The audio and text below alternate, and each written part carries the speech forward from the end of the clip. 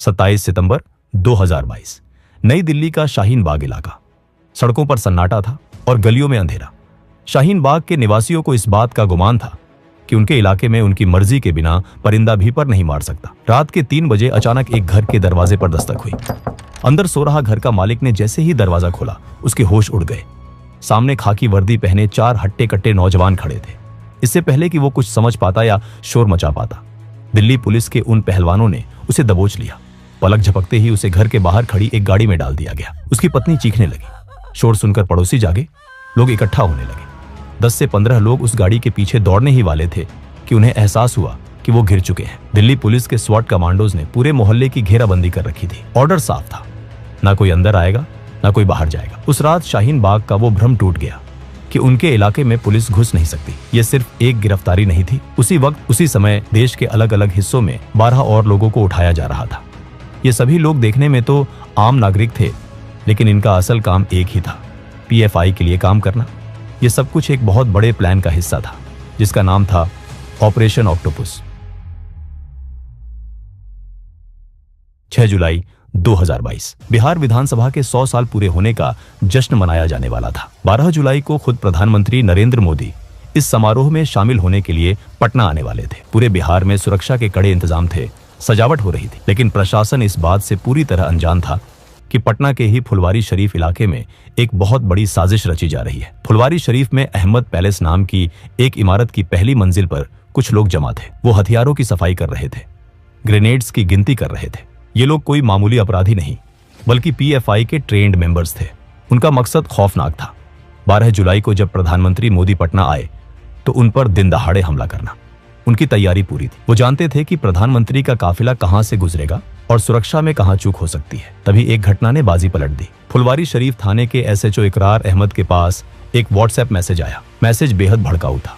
उसमें लिखा था, तुम्हें शर्म आनी चाहिए। मुसलमान आखिर कब बनोगे तुम? प्रॉफिट की महानता का गुणगान कब करोगे? कल जुमे की नमाज है, नया टोला की जामा मस्जिद पहुंचो और अपने रसूल को साबित करो। इस मैसेज ने पुलिस के कान खड़े कर दिए। पहले तो एक 0 एफआईआर दर्ज की गई, लेकिन जैसे ही पीएम मोदी के दौरे की तारीख नजदीक आई, सुरक्षा एजेंसियां अलर्ट मोड पर आ गईं। बिहार पुलिस ने उस व्हाट्सएप मैसेज की तह तक जाने का फैसला किया। जांच की आंच फुलवारी शरीफ के अहमद पैलेस तक जा पहुंची। 11 जुलाई को पुलिस ने वहां छापा मारा। वहां का नजारा देखकर पुलिस वालों के पैरों तले जमीन खिसक गई। वहां सिमी का पूर्व सदस्य अतहर परवेज और झारखंड पुलिस का एक रिटायर्ड दरोगा मोहम्मद जलालुद्दीन मौजूद थे। वो वहां युवाओं को हथियार चलाने की ट्रेनिंग दे रहे थे। लेकिन सबसे खतरनाक चीज जो वहां मिली वो था एक 7 पन्नों का डॉक्यूमेंट। उस डॉक्यूमेंट का टाइटल था India 2047 towards rule of Islam in India. उस डॉक्यूमेंट में साफ साफ लिखा था कि कैसे 2047 तक, जब भारत अपनी आजादी के 100 साल मना रहा होगा, तब तक भारत को एक इस्लामिक राष्ट्र बना दिया जाएगा। पूछताछ में उन्होंने कबूला कि उनका प्लान पीएम मोदी के दौरे के दौरान हमला करने का था। ये खबर जैसे ही दिल्ली पहुंची, हड़कंप मच गया।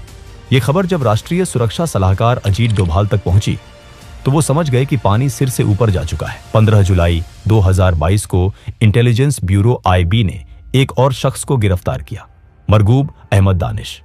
उसके फोन में गजवा ए हिंद नाम का एक व्हाट्सएप ग्रुप मिला, जिसमें पाकिस्तान और बांग्लादेश के आतंकी संगठनों के लिंक्स थे। सबूत सामने थे। पीएफआई अब सिर्फ एक संगठन नहीं, बल्कि एक दीमक बन चुका था जो सिस्टम को अंदर से खोखला कर रहा था। उसी दिन प्रधानमंत्री मोदी, गृहमंत्री अमित शाह और अजीत डोभाल ने एक गुप्त बैठक की। अजीत डोभाल ने प्रधानमंत्री के सामने रखे सबूतों को देखा और कहा, ये लोग प्रधानमंत्री की हत्या का प्लान बनाकर भी खुले घूम रहे हैं। मेरा मानना है कि ऐसा सोचना भी पाप है। मैं आपको वचन देता हूं कि आज से 90 दिन के अंदर अंदर इस देश की धरती से पीएफआई का अस्तित्व मिटा दिया जाएगा। यहीं से उल्टी गिनती शुरू हुई। डोभाल जानते थे कि पीएफआई कोई मामूली दुश्मन नहीं है। वो सिमी की तरह बेवकूफ नहीं थे। पीएफआई ने खुद को एक सामाजिक संगठन का चोला पहना रखा था। वो स्कूल चलाते थे, गरीबों की मदद का दिखावा करते थे और ह्यूमन राइट्स की बातें करते थे। अगर उन पर बिना ठोस सबूत के हाथ डाला जाता तो देश भर में दंगे भड़क सकते थे। उन्हें विक्टिम कार्ड खेलने का मौका मिल जाता। इसलिए डोभाल ने एक बहुत ही शांत लेकिन घातक रणनीति बनाई। पीएफआई असल में बैंड ऑर्गेनाइजेशन सिमी का ही नया अवतार था। 2001 में जब सरकार ने सिमी पर बैन लगाया तो उसके नेताओं ने समझा कि खुलेआम आतंकवाद की बात करने से काम नहीं चलेगा। इसलिए 2006 में उन्होंने केरल के एनडीएफ, कर्नाटक के केएफडी और तमिलनाडु के एमएनपी को मिलाकर पीएफआई का गठन किया। उन्होंने दुनिया को दिखाया कि वो दलितों और पिछड़ों की आवाज है, लेकिन हकीकत कुछ और थी। 2010 में केरल के प्रोफेसर टीजे जोसेफ का हाथ सिर्फ इसलिए काट दिया गया क्योंकि उन्होंने एक क्वेश्चन पेपर में कुछ ऐसा लिखा था जो पीएफआई को पसंद नहीं आया। 2016 तक पीएफआई पर दंगों के 125 से ज्यादा केस दर्ज हो चुके थे। 2017 में पता चला कि केरल से गायब होकर आईएसआईएस ज्वाइन करने वाले युवा पीएफआई से ही जुड़े थे। पीएफआई ने एक ऐसा इलीगल नेटवर्क बना लिया था जो गल्फ कंट्रीज से हवाला के जरिए पैसा मंगवाता था और उस पैसे का इस्तेमाल भारत में दंगे भड़काने और वकीलों की फौज खड़ी करने में करता था। वो सिस्टम के अंदर घुस चुके थे। केरल और कर्नाटक पुलिस में भी उनके आदमी मौजूद थे।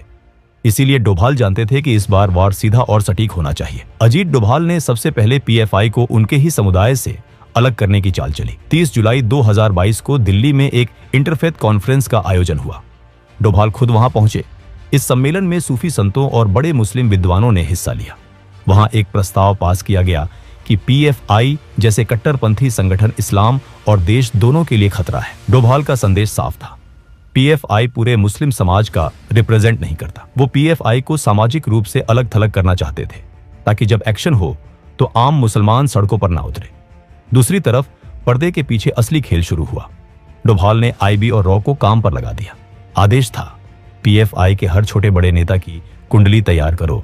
वो क्या खाते हैं, कहां जाते हैं, किससे मिलते हैं, उनके बैंक खातों में पैसा कहां से आता है। अगले 2 महीनों तक भारत की एजेंसियां पीएफआई के पीछे लग गईं। पीएफआई के नेताओं को भनक तक नहीं लगी कि उनके फोन टैप हो रहे हैं और उनके ड्राइवरों से लेकर रसोइयों तक पर नजर रखी जा रही है। अगस्त का महीना आते आते डोभाल के पास पीएफआई के हर काले कारनामे का डोजियर तैयार था। अब वक्त था एक्शन टीम बनाने का। डोभाल ने देश भर से ऐसे पुलिस अफसरों को चुना जो निडर थे और जिनका रिकॉर्ड बेदाग था।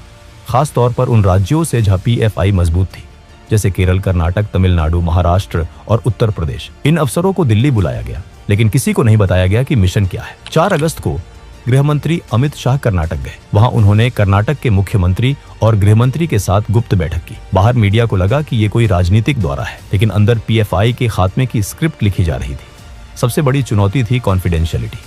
अगर खबर लीक हो जाती तो पीएफआई के नेता अंडरग्राउंड हो जाते। इसलिए डोभाल ने एक और चाल चली। 2 सितंबर 2022 को प्रधानमंत्री मोदी को केरल के कोच्चि में आईएनएस विक्रांत का उद्घाटन करने जाना था।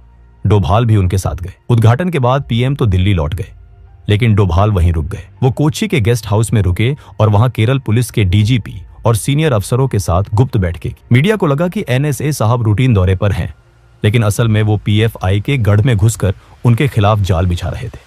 इसके बाद वो चुपचाप मुंबई गए और वहां गवर्नर हाउस में महाराष्ट्र पुलिस के साथ मीटिंग की। 21 सितंबर 2022 दिल्ली में हाई वोल्टेज मीटिंग हुई। पीएम मोदी, गृह मंत्री अमित शाह, एनएसए अजीत डोभाल और आईबी चीफ तपन डेका एक कमरे में मौजूद थे। डोभाल ने बताया कि तैयारी पूरी है। 15 राज्यों में पीएफआई के ठिकानों की पहचान कर ली गई है। लिस्ट तैयार है कि किसे उठाना है। प्रधानमंत्री मोदी ने कहा, मैं जानता हूं कि आप लोगों ने बहुत मेहनत की है, लेकिन याद रहे, हमारी एक छोटी सी गलती से देश जल सकता है। हमें उतावलेपन से बचना है। पीएम का इशारा साफ था, ऑपरेशन ऐसा हो कि सांप भी मर जाए और लाठी भी ना टूटे। जैसे ही पीएम से ग्रीन सिग्नल मिला, ऑपरेशन ऑक्टोपस लॉन्च कर दिया गया। राज्यों की पुलिस को सिर्फ इतना बताया गया कि स्टैंड बाय पर रहो। उन्हें टारगेट की जानकारी बिल्कुल आखिरी वक्त पर दी गई। ऐसा इसलिए किया गया क्योंकि इंटेलिजेंस को शक था कि स्थानीय पुलिस में पीएफआई के इन्फॉर्मर हो सकते हैं। 22 सितंबर की सुबह जब दुनिया सो रही थी, भारत के इतिहास का सबसे बड़ा एंटी टेरर ऑपरेशन शुरू हुआ। एनआईए और ईडी की टीमों ने सीआरपीएफ की मदद से 15 राज्यों में 93 जगहों पर एक साथ धावा बोल दिया। केरल, जहां पीएफआई का हेडक्वार्टर्स था, वहां उनके चेयरमैन ओएमए सलाम के घर का दरवाजा तोड़ा गया। दिल्ली में पीएफआई के राष्ट्रीय अध्यक्ष परवेज अहमद को बिस्तर से उठाया गया। कर्नाटक, तमिलनाडु, यूपी, बिहार, हर जगह एक ही कहानी थी।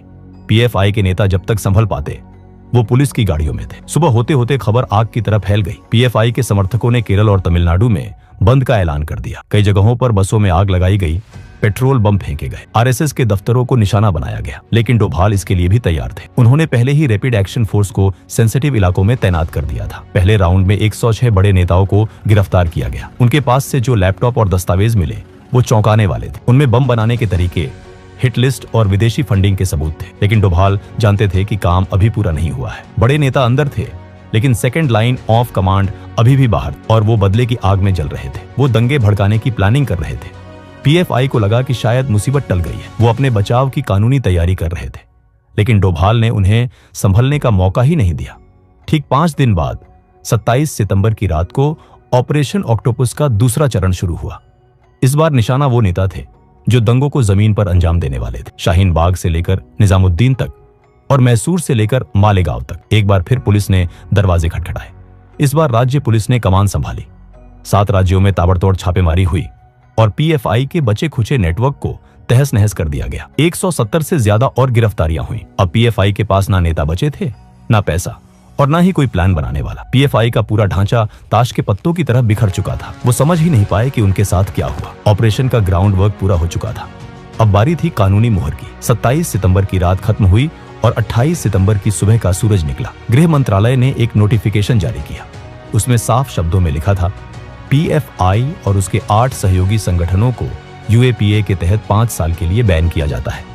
सरकार ने सिर्फ पीएफआई को ही नहीं बल्कि उसके छात्र संगठन, महिला विंग और अन्य सभी ब्रांचेस को भी बैन कर दिया। बैन लगते ही पीएफआई के दफ्तर सील कर दिए गए, उनके बैंक खाते फ्रीज कर दिए गए, वेबसाइट ब्लॉक कर दी गई। पीएफआई के एक नेता ने गिरफ्तारी से कुछ देर पहले संगठन को बंद करने का ऐलान भी कर दिया, लेकिन तब तक बहुत देर हो चुकी थी। ऑपरेशन ऑक्टोपस न केवल भारत की सुरक्षा एजेंसियों की जीत थी, बल्कि ये अजीत डोभाल की कूटनीति और प्रधानमंत्री मोदी की पॉलिटिकल विल का भी प्रमाण था। जिस पीएफआई ने 2047 तक भारत को इस्लामिक राष्ट्र बनाने का सपना देखा था, उसका खुद का अस्तित्व 2022 में ही मिट गया।